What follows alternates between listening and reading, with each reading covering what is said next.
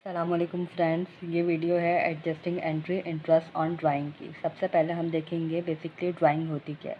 देखो, जब बिज़नेस का ऑनर होता है ना, उसको भी कभी कभी पैसों की ज़रूरत पड़ जाती है या कभी स्टॉक की ज़रूरत पड़ जाती है, तो वो क्या करता है, बिज़नेस से ही मनी विड्रॉ कर रहा होता है या पैसे निकाल लेता है। इसको बोलते हैं ड्राइंग। या अगर वो कोई स्टॉक पे निकाल रहा है या कोई इक्विपमेंट लेके जा रहा है, तो इसको भी आप ड्राइंग बोल सकते हो या पर्सनल यूज़ के लिए बोल सकते हो। अब जो ऑनर है, अगर वो बिज़नेस से पैसे ले रहा है, जब भी आप किसी से लोन लेते हो तो क्या होता है कि आपको उसका इंटरेस्ट देना पड़ता है। इसी तरीके से ये जो ऑनर है ना, इसको बिज़नेस को इंटरेस्ट पे करना पड़ेगा, और ये जो इंटरेस्ट होगा वो बिज़नेस के लिए रेवेन्यू होगा।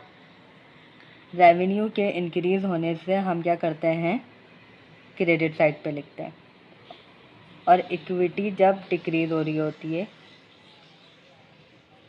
जब इंक्रीज़ होती है तो हम क्रेडिट साइड पे लिखते हैं, और जब डिक्रीज़ होती है तो डेबिट साइड पे लिखते हैं। तो डेबिट साइड पे देखो, ये जो ड्राइंग थी ये तो बिज़नेस से ही निकाली गई है ना, बिज़नेस के कैपिटल से निकाली गई है।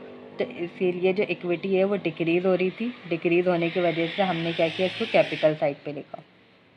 तो इसकी तो ये एंट्री पास हो गई। अब हम देखेंगे इसको प्रॉफिट एंड लॉस अकाउंट या इनकम स्टेटमेंट में किस तरीके से ट्रीट किया जाता है। प्रॉफिट एंड लॉस अकाउंट और इनकम स्टेटमेंट को बनाने का सेम रीज़न ही होता है। इसमें ये होता है कि आप दोनों में से कोई भी एक ही चीज़ बना सकते हो।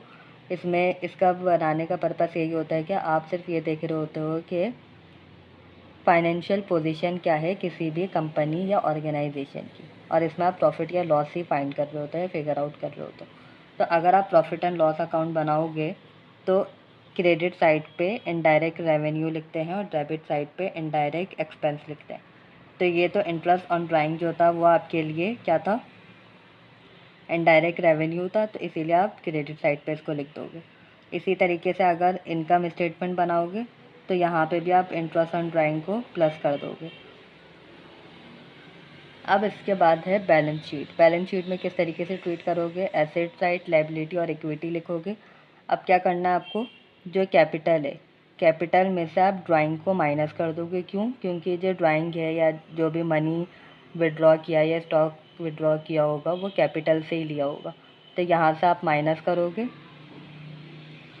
और ये जो इंटरेस्ट ऑन ड्राइंग है इसको प्लस कर दोगे। सबसे पहले आपको क्या करना पड़ेगा, इस ड्राइंग में इंटरेस्ट को प्लस करोगे, फिर जो भी अमाउंट आएगी ना उसको कैपिटल से माइनस कर देना। तो इस तरीके से फाइनेंशियल स्टेटमेंट में इसको ट्रीट किया जाता है।